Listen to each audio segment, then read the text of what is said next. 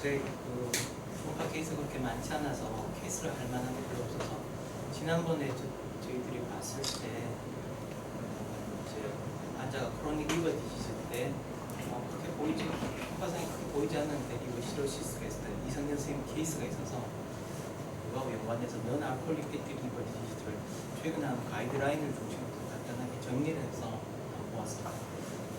간단하게 이게 케이스 대신에 했는 거라서 간단히 가벼운 마음으로 보시면 되겠습니다. 자료는 2021년도 비알코올 지방간 질환 진료 가이드 간학에서 나온 것을 이제 정리했고요. 용어 정리를 보시면 비알코올성 지방간 질환은 알코올 섭취가 없는 상태에서 다른 이제 패티 리버나 다른 동반된 간염, 그다음에 시로시스 등을 지금 동반된 전체 질환을 통틀어서 비알코올성 지방간 질환이라고 얘기를 합니다.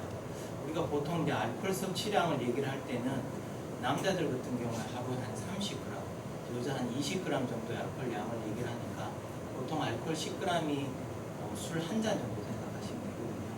그래서 남자분들 30g 드시면 술 석 잔 정도 매일 드시면 되겠죠.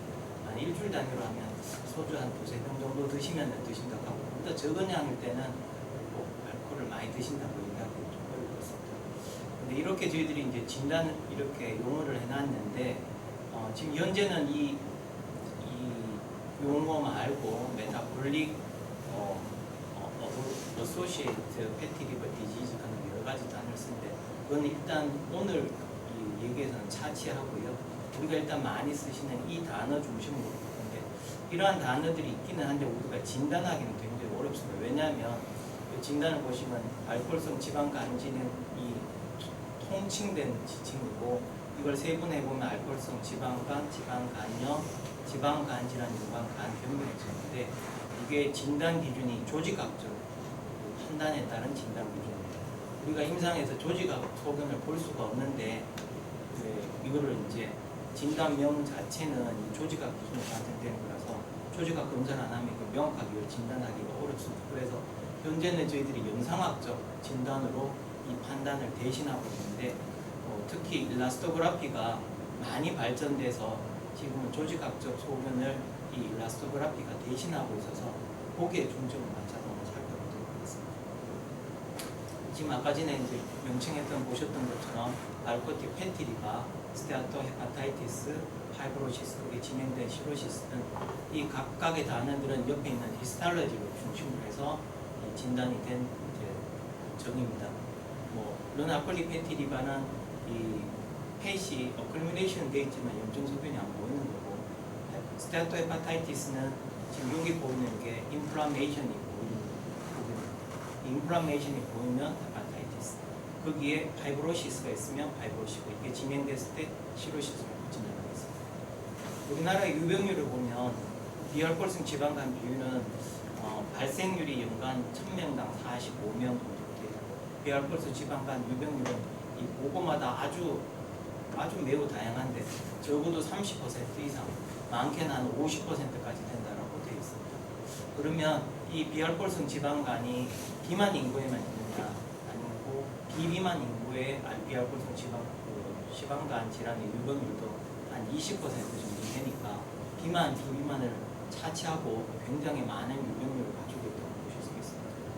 이제 문제는 지방간이 경과인데 비알코올성 지방간에서 보시면 건강한 간, 패티리바, 패티비럴의 약 20%가 스테아토 헤파타이티스, 거기에 20%가 시로시스로 진행하고, 이런 시로시스로 진행해놓은 환자들 중에 1~2%에서 캔서, 그리고 20%가 헤파틱 페일러로 진행합니다. 그러면 이 중에서 어떤 환자들이 진행을 이렇게 할 것이냐, 그 다음에 어느 만큼 진행할 것이냐, 이 단계를 우리가 어떻게 진단할 것인가가 중요한데, 지금 보시면 패티리바하고 스테아토 헤파타이티스까지는 리버시브하게 생활 조절이나 이런 거에 따라서 다시 패티리바로 되돌아갈 수 있는데, 스테아토티스에서 파이브로시스가 어느 정도 진행되고 난 시로시스 상태에서는 다시 되돌아가기는 어렵다고 우리가 경과를 알고 있습니다. 그래서 경과를 보시면 비알코올성 지방간에서 언제쯤 지방간염을 넘어가느냐, 보다 더 중요한 거는 간 섬유화가 언제쯤 간 섬유화가 되느냐. 이 간 섬유화를 우리가 어떻게 찾아낼 수 있느냐가 중요한 문제가 되겠습니다. 비알코올성 지방 간경변과 간세포암이 발생이 증가하고 있다고 봅니다. 우리나라에서보다 외국에서 이 시로시스나 헤파틱 캔서의 원인 중에서 이 패티리바, 넌알코올릭 패티리바에 관계된 원인이 굉장히 높습니다. 그래서 외국에서는 거기서 관심을 더 많이 받고 있는 상태입니다. 세 번째, 이 비알코올성 지방간 질환이 주된 사망 원인을 보시면 이 재밌게도 심혈관 질환, 악성 종양, 그 다음에 세 번째가 간 질환입니다. 이게 보시면 첫 번째가 심혈관 질환입니다. 그래서 지금 이 패티리바의 진단에서 요새 용어가 자꾸 이제 바뀌어서 나오는 메타볼릭 디스펑션 어소시에이티드 패티리바 디지즈라는 나오는 이 병이 지방간의 명면이 있을 뿐만이 아니라 이게 심혈관 질환을 나타내는 하나의 증상이라고 해서 이렇게 나오는데 오늘 그것은 차치하고 저희들 패티리바에서 스타토 헤파타이티스, 헤파틱 시로시스로 가는 것들을 보시도록 하겠습니다. 사망률을 조금 더 자세히 보면 비알코올성 지방간인 경우에 일반 사람에서 1.7배, 섬유화가 전방되지 않는 지방간염은 2.1배, 섬유화가 동반이 되면 2.4배, 간경병증이 되면 3.8배가 돼서 지방간이라 하더라도 파이브로시스, 즉 간경병증으로 넘어가느냐 안 넘어가느냐가 이 사망률에 상당히 영향을 미친 걸로 알 수 있습니다. 그러면 이 단계 중에서 우리가 시로시스나 이 넘어가는 단계를 우리가 어떻게 하면 잘 이 조직학적 검사를 통하지 않고 영상학적 진단으로 찾아낼 수 있을까 하는 게 이제 궁금증이 되겠습니다. 일단 지방간 학회에서 지방간의 진단, 그러니까 패티리바에서 이 지방이 어느 정도 침착이 됐는가를 판단하는 방법으로는 복부 초음파. 근데 이 복부 초음파는 우리가 대부분 많이 하시죠. 주관적이고 쉽게 볼 수 있는데 비만한 환자에서 어렵기도 하고 하지만 이게 주관적이고 그 다음에 이걸 정량화하기가 어렵다는 단점이 있습니다. 그래서 이 복부 초음파에서 개발된 진단 툴이 이 CAP입니다. 컨트롤드 어테니에이션 파라미터라고 해서 초음파를 봤을 때 이 지방에 따라서 초음파의 감쇄를 보고서 이 감쇄의 정도를 정량화하면 이 지방 간의 지방증이 어느 정도라는 것을 알 수 있다라는 연구가 있었고 우리나라 지방간 연구에서는 이 경증, 다시 말해서 3분의 1 이하의 폐지의 어그로미네이션들 경증이라고 하고 3분의 1에서 3분의 1을 중정도, 3분의 2 이상을 중정도라고 하는데 중증이라고 하는데 이때 컷오프를 CAP로 250, 290, 321로 하면 이게 어느 정도 정확하다라는 군대 보고가 있습니다. 그 이외에 CT나 MRI가 있는데 실제로 이제 패티리바의 정도에서는 사실은 우리가 어느 정도 심해졌는가를 보는 것 자체가 이 배우에 어느 정도 영향을 줄까 하는 의미가 있어서 조금 덜 중요하다고 볼 수도 있습니다. 그래서 지금 보시면 CT, MRI, 초음파, CT 이렇게 보는데 이 중에서 이제 초음파로 어테니어션 이미징을 해서 이 패티리바가 어느 정도 패티하냐, 지방량이 어느 정도를 정량하는 파라미터입니다. 자, 이거를 이제 이 초음파나 이걸 하지 않을 때 이 피 검사만으로도 이 지방 예측을 할 수 있는 이제 식들이 있는데 여기 컷오프가 있습니다. 컷오프는 뭐냐 하면 자, 이렇게 계산했을 때 60 이상이면 패티리바가 있을 것 같다. 30 미만이면 패티리바가 거의 없을 것 같다. 뭐 이런 견들입니다.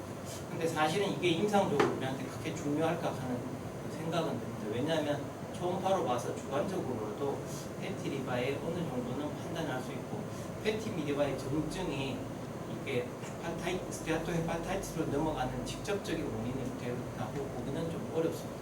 왜냐하면 경증이나 중정도에도 헤파타이티스로 넘어갈 수는 있기 때문에 일단은 이거는 참고사항 정도 아닐까 싶고 문제는 저희들이 이제 하는 게 경과에 예를 미친 게 간염부터 이제 경과가 좋아지잖아요.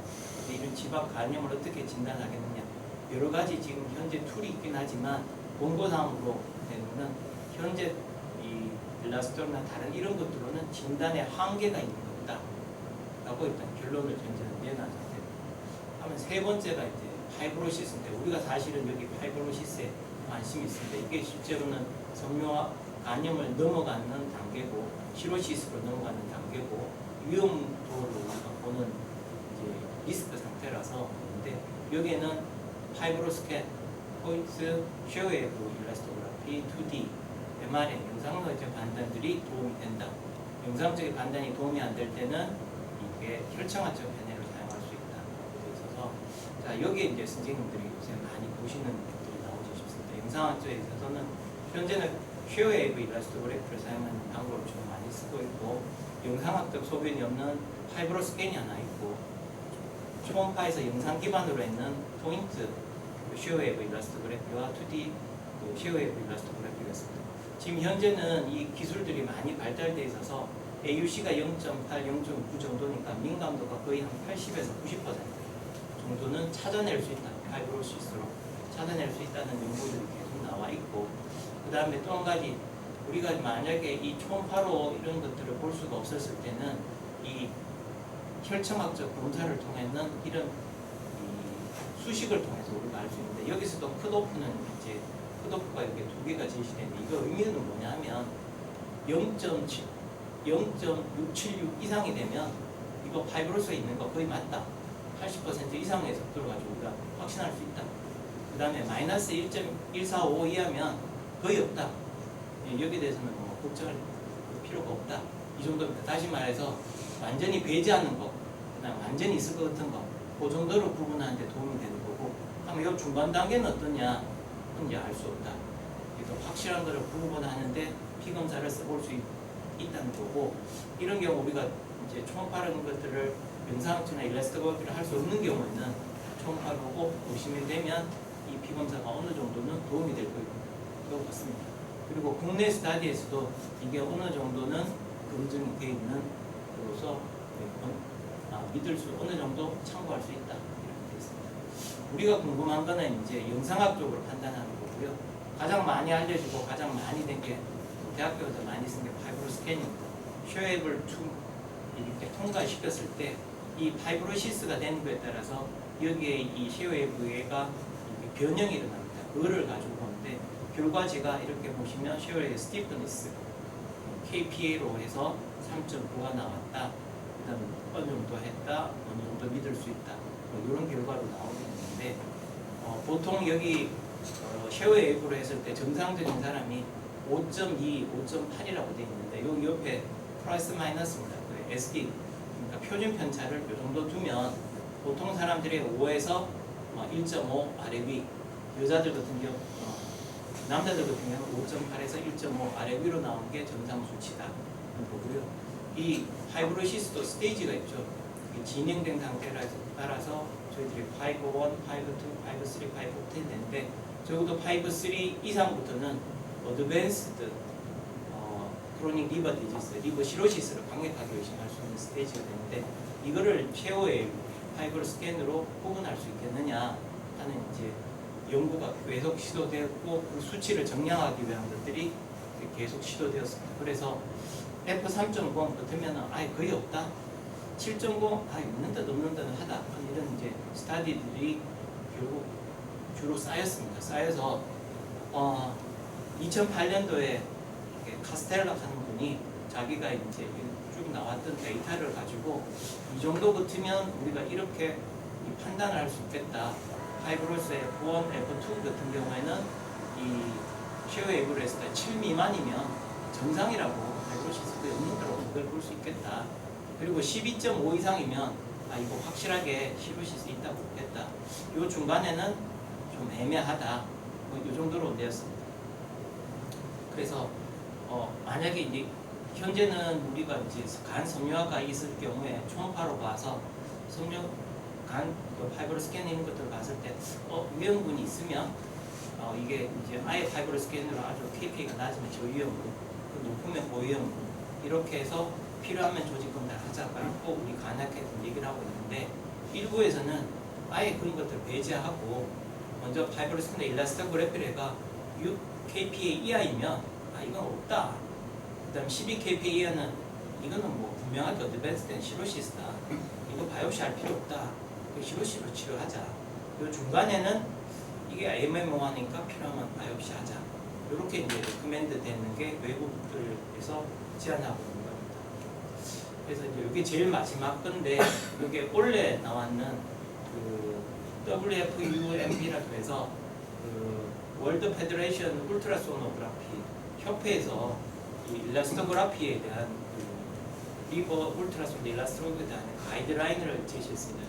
이게 아마 가이드라인이 여기 리버 울트라소노 일라스토 가이드라인은 크게 두 군데가 있는데 여기가 가장 공신력이 있는데 그 가장 최근에 나온 자료였습니다. 여기서 이제 뭐 다른 내용이 있는데 오늘은 이것만 제가 이제 보여드리려고 가져왔고 여기에서는 이제 이걸 얘기할 때 제가 이제 일라스토그래피를 이렇게 보고 얘기를 들을 때 우리 지금은 패티 리버를 중심으로 해서 제가 얘기를 하긴 했지만 우리나라에 많은 게 헤파타이티스 B, 헤파타이티스 C 환자들 저희들이 팔로우하게 되는데 이때 이제 이 환자들이 파이브로시스로 진행하느냐 시로시스를 진행하느냐 하는 것들을 가장 걱정을 하는데 이때 일라스토그래피를 적용시킬 수 있을까? 일라스토그래피로 그를 어느 정도 찾아낼 수 있을까 하는 그런 궁금증이 있었는데 여기에서는 그런 것들을 어느 정도 지금 우리가 이제 경험을 해보는 게 이렇게 할 수 있겠다라고 여기 가이드라인을 내놓은 것들이 있습니다. 여기 보시면 C는 Compensated Advanced Chronic Liver Disease, 다시 말해서 우리가 말하는 시로시스, 그 다음에 CPH는 클리니컬 시기는 포탈 하이퍼 시로시스, 포탈 하이퍼텐션 이 정도까지도 우리가 이 일라스토그래피로 판단할 수 있겠다. 그래서 그 기준은 얼마냐? 5kPa 미만이면 정상이다. 그 다음에 10kPa는 어드밴스 시로시스는 아닐 것 같다. 근데 10 이상이 되면 이거 시로시스 있는 것 같다. 그리고 15 이상에서 20 정도 되면 이거 시로시스 있는 거 맞고, 그 다음에 이게 포탈 하이퍼텐션이나 다른 어떤 위험성이 있는 것 같다. 20에서 25 이상이면 이거 거의 확실하다. 이렇게까지 지금 가이드라인을 내놓고 이제 리코멘드를 하고 있는 상태입니다. 그래서 우리들이 이제 초음파를 볼 때 일라스토그래피를 조금 더 좀 세밀화하고 정량화한다면 앞으로 팔로우 하는데 도움이 되지 않을까 싶습니다. 발표는 이것으로 마치겠습니다. 저기 거기 그 한 가지 그 추가하면은 그 파이브로 스캐닝과 대학 간학교에서는 쌤들이 교수님들은 그 엘라스토그램을 직접 안 하거든요. 초음파를 직접 해서 그 2D 쉐입이나 포인트 쉐입을 안 합니다.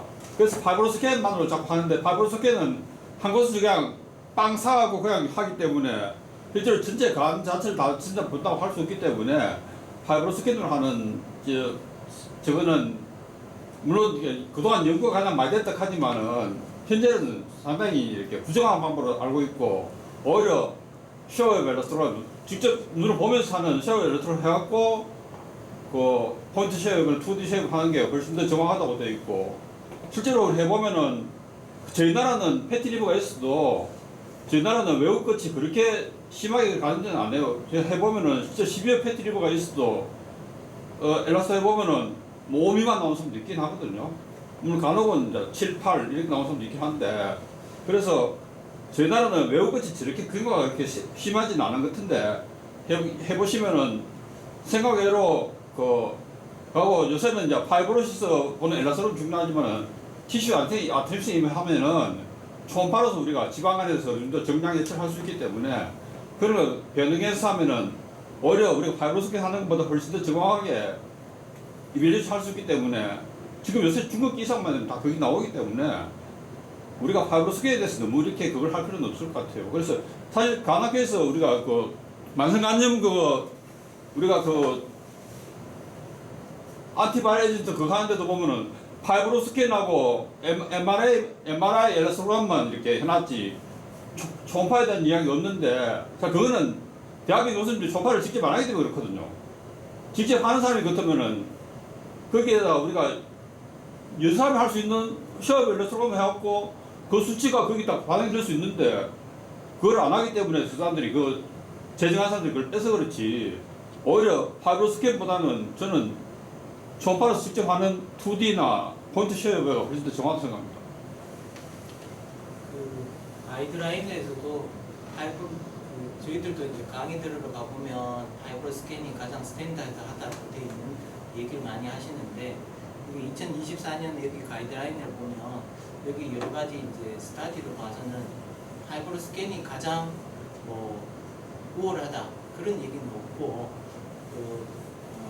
파이브로 스캔이나 2D 영상을 이미지에는 쉐어웨이브 플라스틱 원포인트든 2D든 그거와 동등하다. 오히려 이제 실패나 이렇게 파이브로 스캔도 위치를 잘못 잡고 나면 실패하는 경우가 높은데 거기에서는 동등하다고 돼 있고, 그 다음에 두 번째는 앞에 뉘앙스를 봐서는 이 패티 리바이 정도가 파이브로시스하고 반드시 필요하지는 않는 것다라고 돼 있어서 패티 리바이가 심하다고 파이브로시 되는 건 아니라서 듀얼웨이브로 보시고 그렇게 보시는 게 맞을 거예요. 선생님 말씀하신 거에 전적. 예, 그래서 패티리브 있을 때 저는 엘레서그램 되게 중요하다고 생각해요. 생각하고 150원은 파이브로시 있는 좀 있거든요. 그렇지만 여기까지 그렇게 심하지는 않은데, 이제 앞으로 이제 그 영상학과에서 하는 이야기는, 교수님들 하는 이야기는 티슈 아트리션 디스퍼전이 나오면은 스타토시 패티리브하고 스타토 헤파타이티스하고 구분이 가능할 것 같다고 그렇게 이야기도 합니다.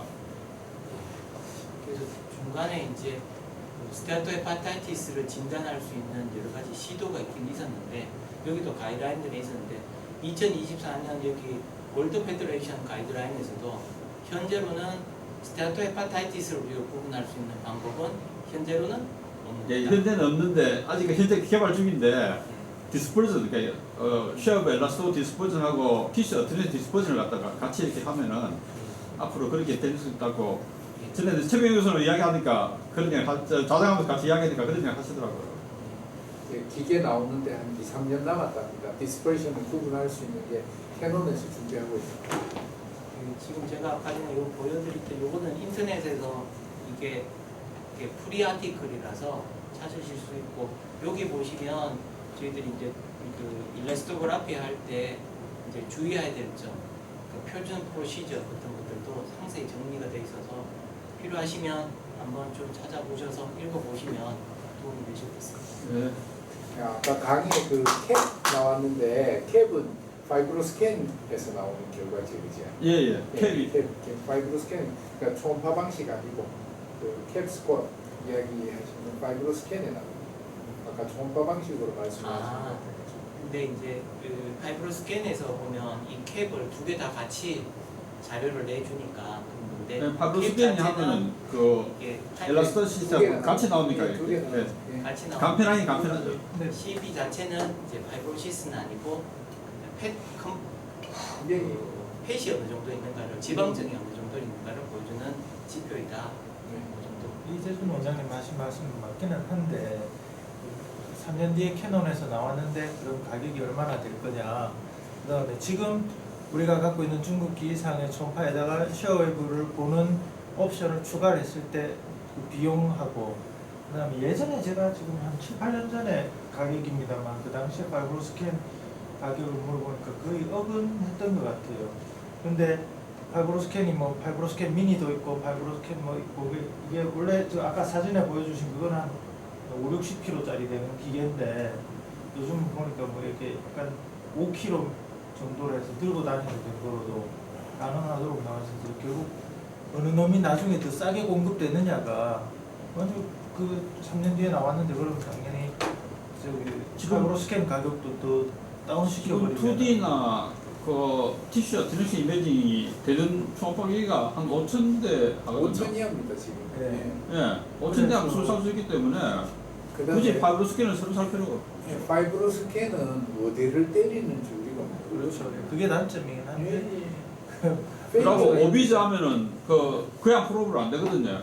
또 익스트라 라지 프로브로 또 다시 해야 되고. 현재 시점에서 우리가 이 환자한테 우리도 돈 들여갖고 검사했고 환자도 비용을 부담을 해갖고 했는데 나중에 항바이러스제 쓰려하는데 이 검사는 인정이 안 된다 그래버리면은 이게 지금 하는 의미가 없다는 결국 거죠. 우리나라 가이드라인도 바뀌게 될 텐데 세계적으로 그 2D 쉐어웨이브 일러스토그래피를 인정 안 하는 그걸 나라가 쓰려고 검사를 하는데 잘 검사를 없을 인정 안 텐데요. 해서 그 안 해주기 가이드라인. 때문에 적용을 못 한다 그러면 환자들한테 뭐라고 얘기를 해야 될지. 아니 교수님 자기 쓰는 것만 그게 가이드라인이었고 간학회 교수님들이 제정하는데 그분들 자체가 엘라스트로를 안 하기 때문에 저런 문제가 생겼는데 사실은 물론 정확하게 MRI 하면 정확하지만은 돈을 그만큼 많이 지불해야 되기 때문에 저는 이제 이게 일러스트그래프 저는 이제 뭐 리버나 이런 걸 전문하지 않는 사람이 넷바라서 제가 이제 받아들이고는 우리 일러스트 결국은 이제 시로시스를 놓칠까 싶어서 이제 많이 걱정하는 거라서 이 가이드라인에서 이제 이 나왔는 이 수치로 보면 수치가 낮은 수치가 아니라 상당히 높은 수치부터 이제 시로시스라고 우리가 볼 수 있으니까 여기는 아무리 베리에이션이 있다 하더라도 적어도 15 이상 되면 아 이거 아무리 멀쩡해 보여도 이건 시로시스 있구나 라고 우리가 어느 정도 확신을 가지고 CT를 하거나 다른 팬들과 같이 하면 놓치는 그 시로시스를 놓치는 경우를 상당히 줄일 수 있을 것 같고 그 정도면 우리가 일러스트그래피를 하는 충분한 의미가 있지 않겠나 이렇게 생각합니다. 같은 시로시라도 그 LS 그 KPA가 훨씬 시트빈에서 높을수록 훨씬 더 안 좋은 길로 갑니다. 예. 예, 감사합니다.